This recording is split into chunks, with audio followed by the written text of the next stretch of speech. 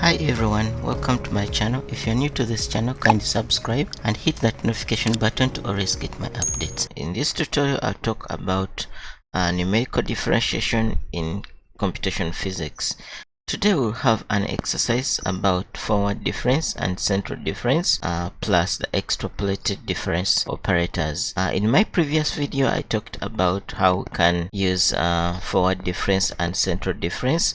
So today we simply have an exercise. So if you haven't watched the previous video, please go ahead and watch it. So let's get started with the exercise and see how we can solve problems, different problems using Python. Alright, let me load the exercise image, and this is labeled as exercise. So, and I'll set this as a markdown, and we have our exercise. So in this exercise we already have the formulas right here: forward difference, central difference, and extrapolated difference. So basically we are going to solve this question 1, that is about differentiating cosine t evaluated at t equals 0.1, 1, and 100. And then in your free time, if you're interested, you can go on and work on exponential of t.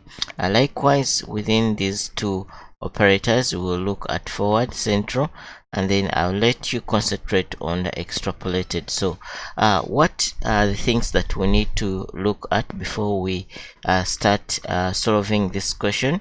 We need to see that we are going to print out the derivative and its relative error. Alright, so the derivative like of fd cd and then its relative error, but as all as functions of h. That means h is the one supposed to be changing, t is going to be fixed, alright, at these points 0.1, 1, and 100, and we reduce the step size h until it goes to the machine precision. You can remember that machine precision is about, or is approximately close to exponent minus 15.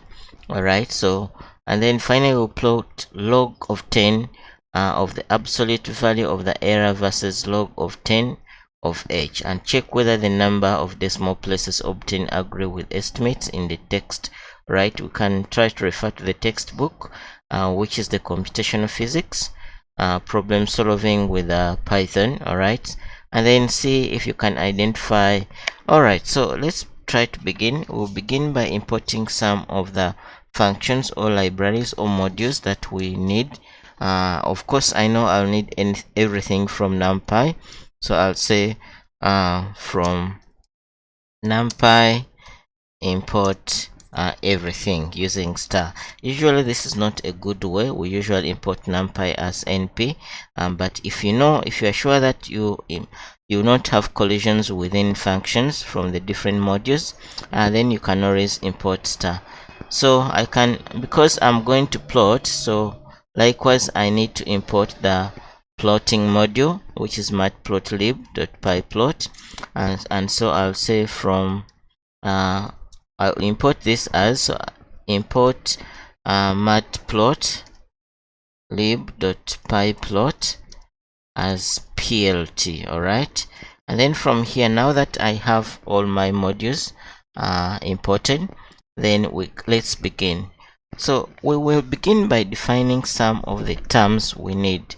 Alright, so we have t, so let's first quote the t values that we'll need, which is a list of 0.1, 1.0, and then 100. These are the values of t we need to evaluate the functions we are going to differentiate.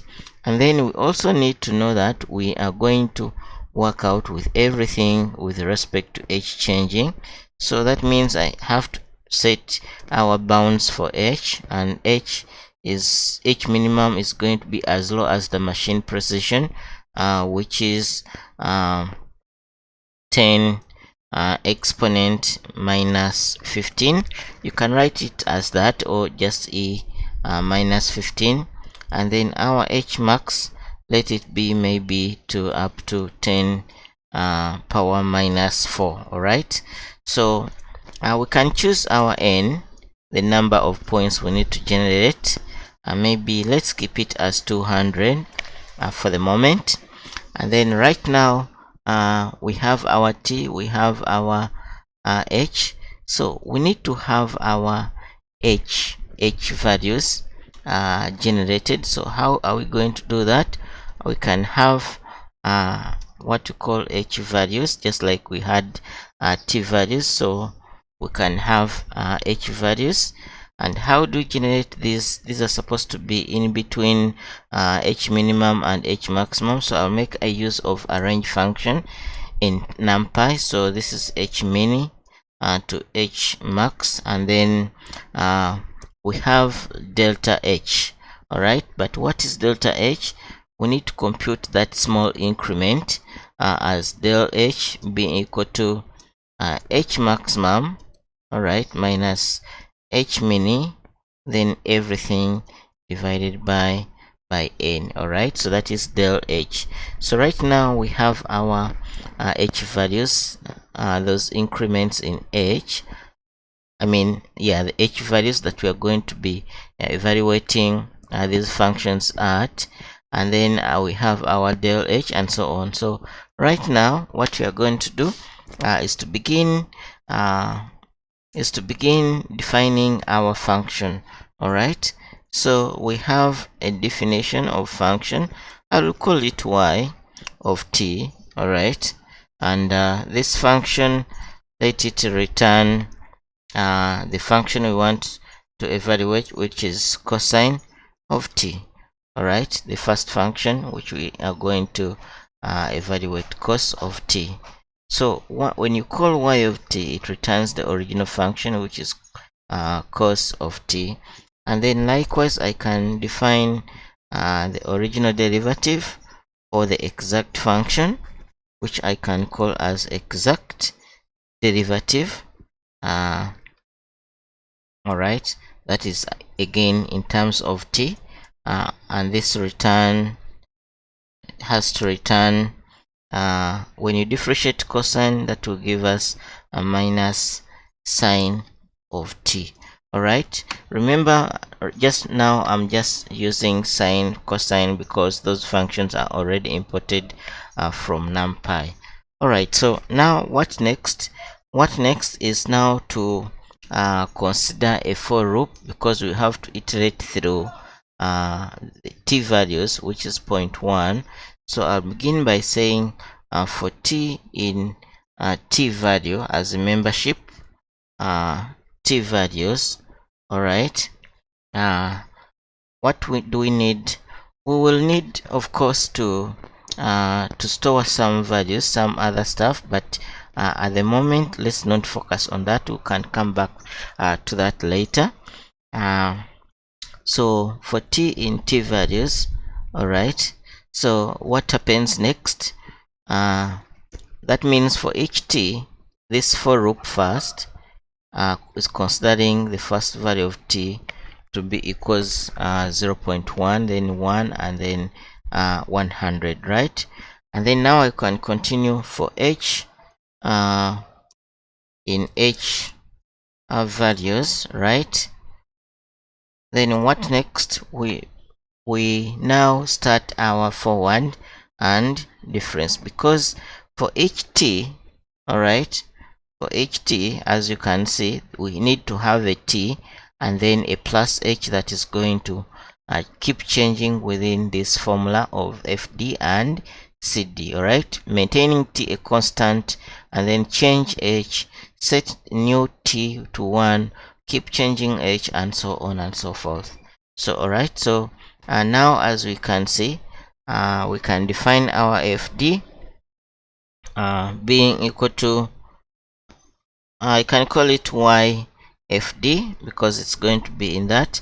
So we know that this is going to be equal to y of what fd does. All right, as we have seen here, we have t plus h. All right, so that is going to be t plus h and then minus y of t. So the moment I say y of t, this simply means that we go in the function y of t, and then wherever we have t, now this is going to be replaced with t plus h, which h is going to be iterating from these iterated from these h values. All right, and then this is minus, over h. So that is our fd, and this is the forward difference operator. All right, so now let's continue to the ycd and how we define it.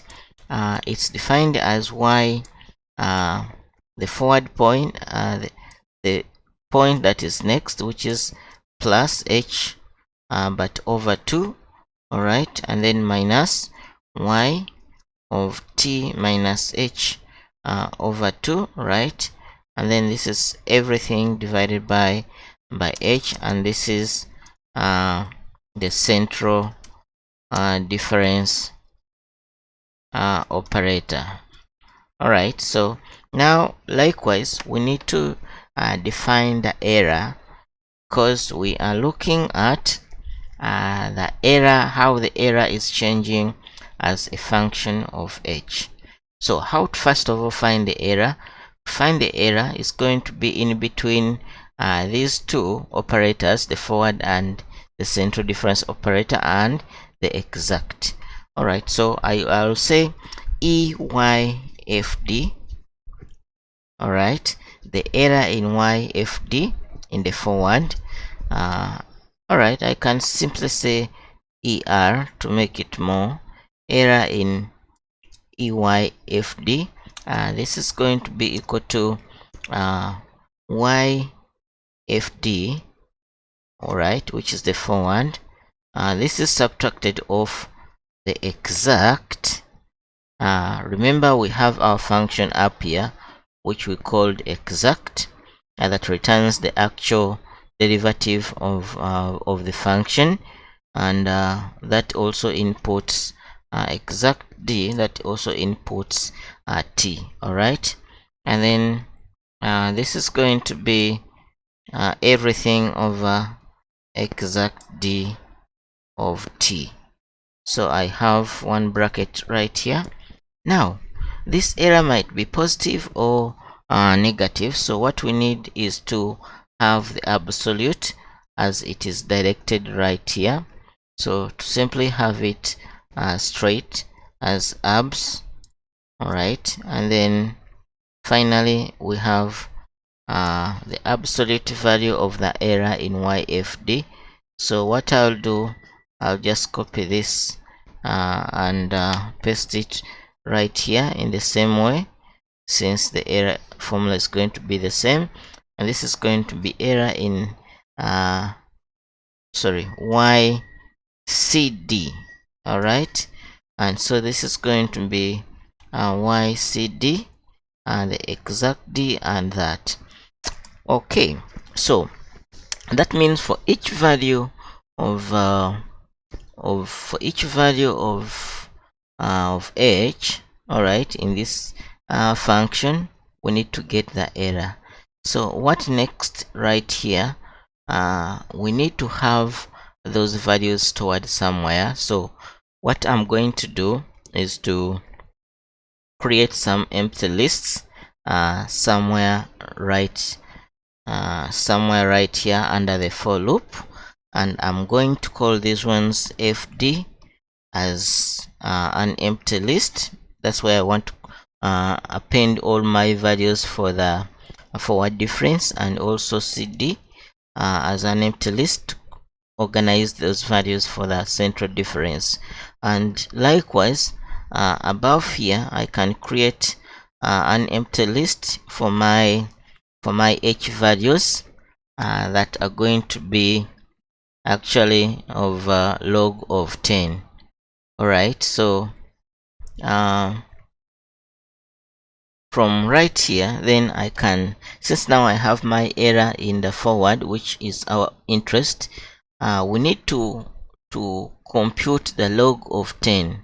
All right, so I'm not sure if NumPy has log 10, but I'm very certain that math, the module math, has log 10. So what I'm going to do is to import a module math, import math as m, alright, because I know it has log 10, a function listed there. So then down here, because we need to generate a log of 10 of each of these ones, then I'm going to call my fd dot append.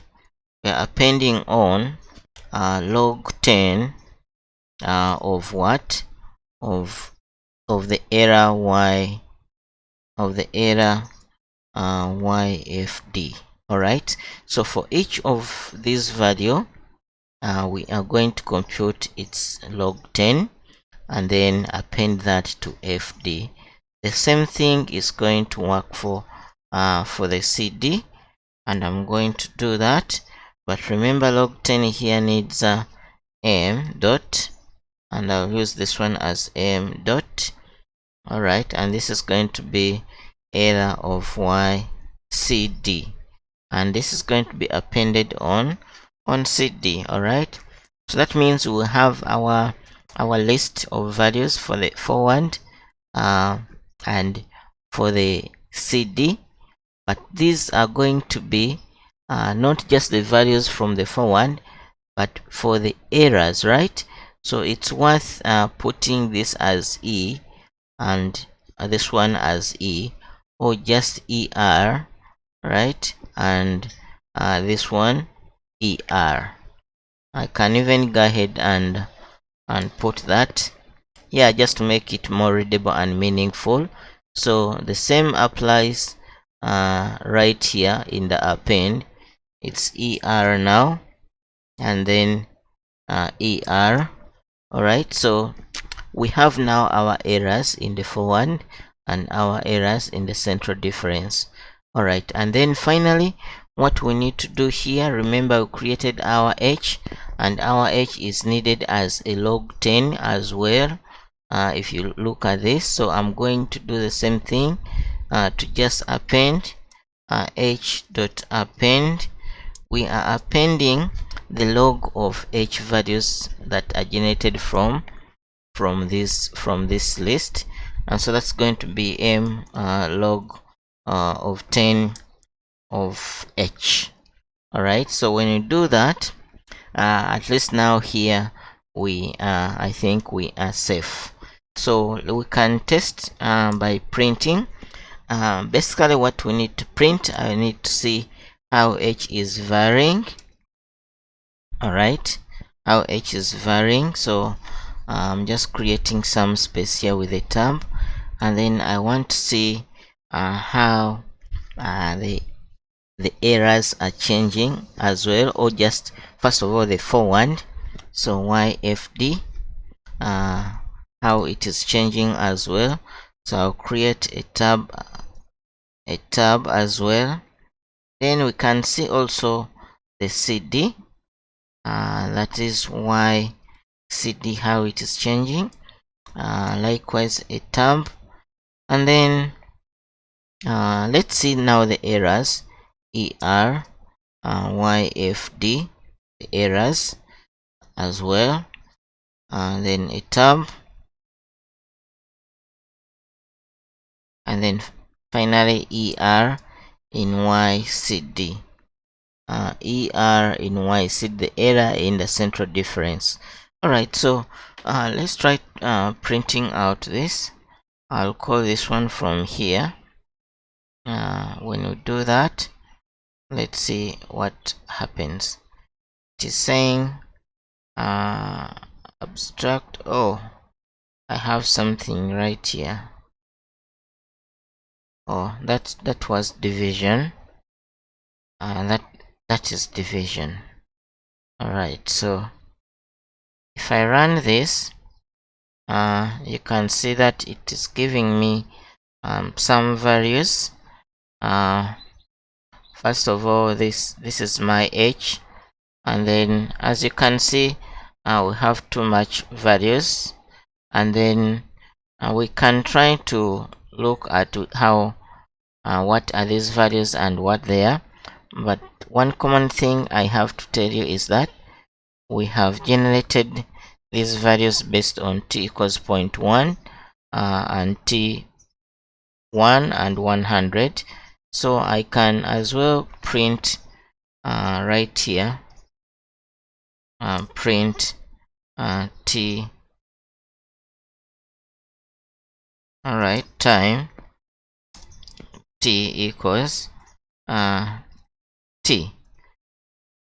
So when I run that again, oh sorry, I can put this out of the list, sorry, out of the for loop, and have it up there.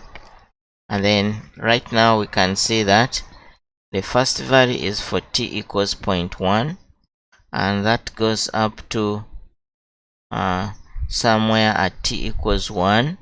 Alright, and then we generate again the same sets until we have t equals 100. So for each of these data sets we need to generate a graph. So let's make things more interesting by adding titles as well. Right here, so I can say print. So the first column is h,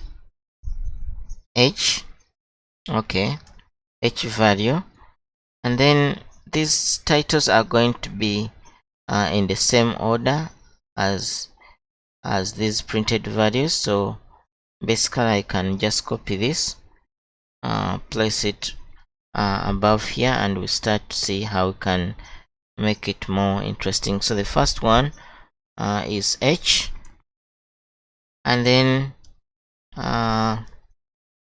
this has to be we create maybe more terms, alright, more space in between, and then we go to the YFD, alright, and then we have we can have another tab, and then we go to YCD due to the central operator. Alright, I'm just trying to format kind of so that my values make a little bit of more sense.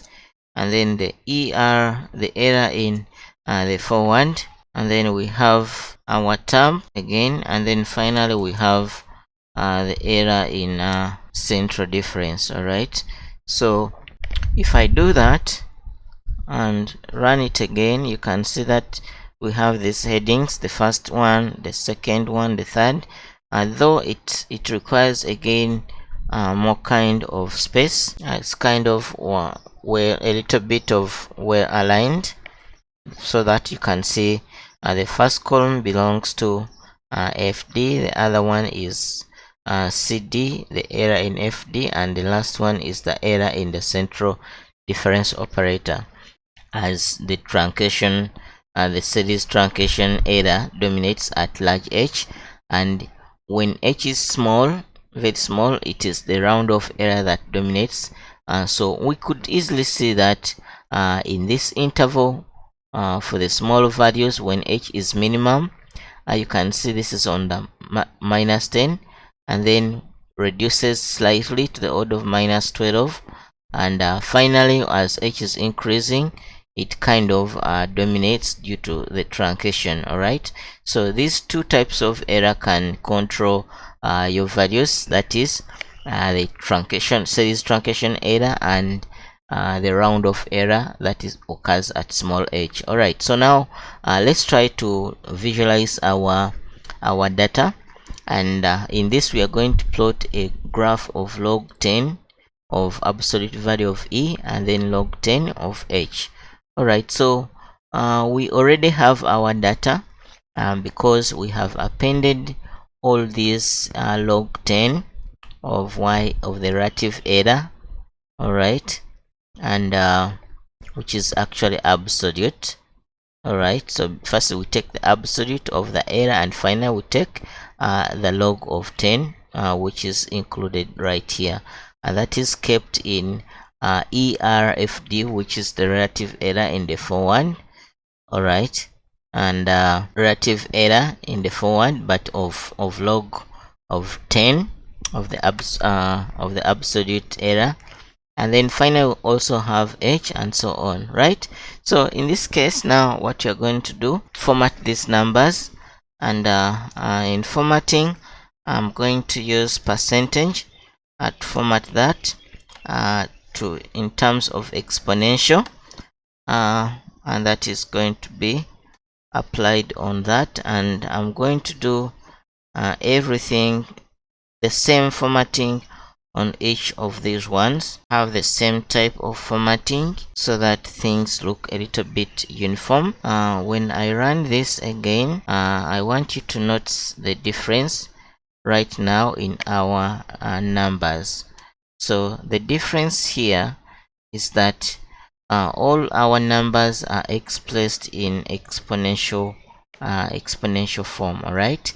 And this looks a little bit more clean, especially if you run through the numbers. T equals 1, I'm going to adjust the headings a little bit. So right now let me just try to adjust this. If I run that again, alright, so I think now it looks more beautiful. As you can see, I have adjusted the tabs right here. As you can see, for t equals 0.1 seconds, we have 1.0 second, we have that data. And then finally for t equals 100, we have that data. Alright, so now let's proceed with the question and see how we can plot that. Like I said, I already imported a package here that allows me to do the plotting. So I'm just going to go down here in the code, and then I do the plot commands. All right, so I need 3 graphs. So I'll begin by importing plt dot plot.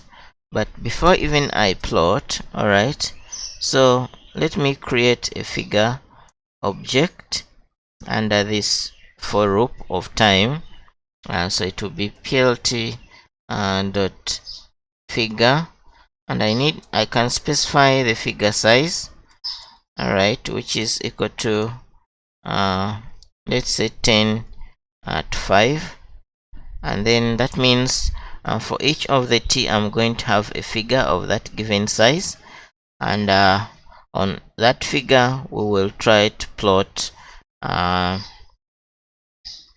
the figures. And what are we plotting? We are plotting h, all right, that is h, let's say of our size 0 or to n, all right, which we set, and then that is plotted against the ERFD.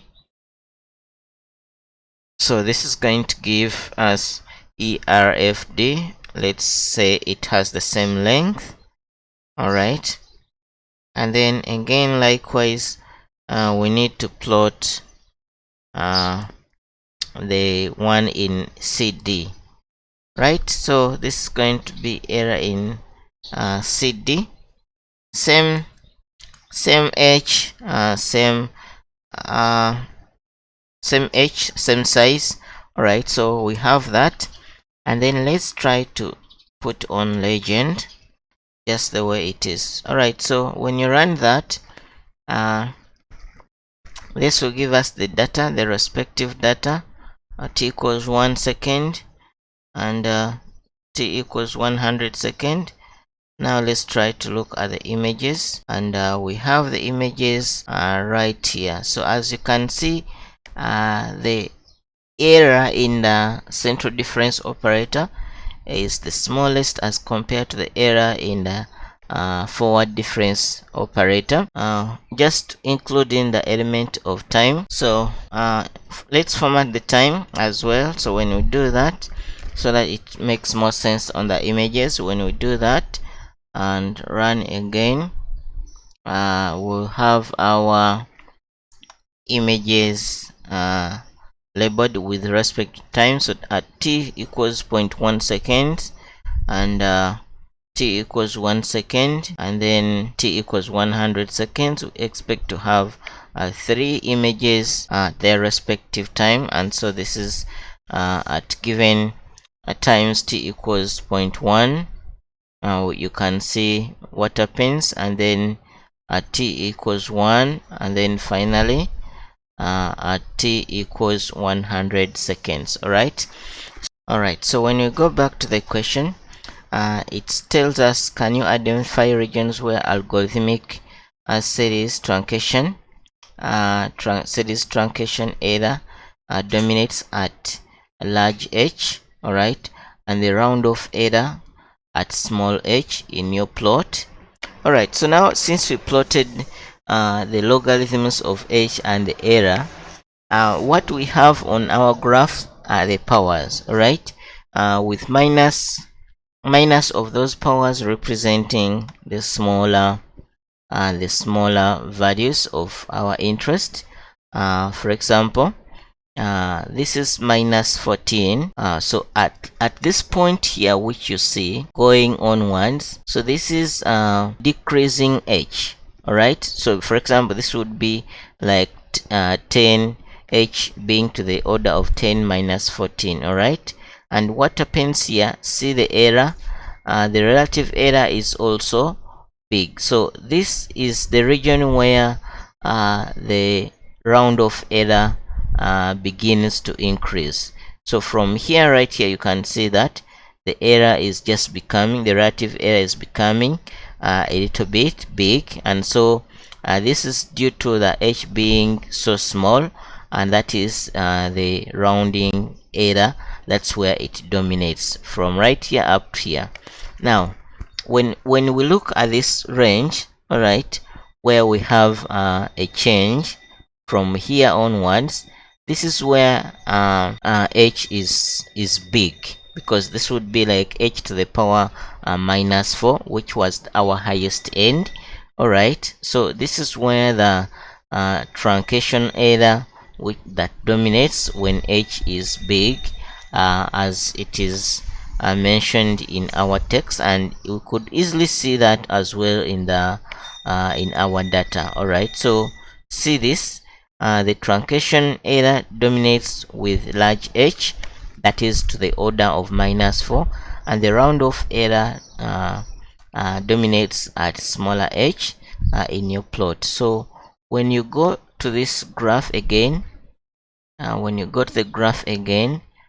see that from this point here, this error, the error curve is increasing, but still when you compare the error in the FD and the error in CD, still the error in CD is smaller as compared to FD. Still, that drives the point that central difference operator gives the minimum error when you are differentiating numerically. The same approach explains this graph. At this point here, you can see that as h becomes very small, the relative error becomes big, which is due to round off. And then when you go towards the large h, the relative error becomes a little bit high, slightly, due to the truncation. All right, so I think this solves this task very well in the best way, and please don't forget to subscribe and you hit that notification button for updates already.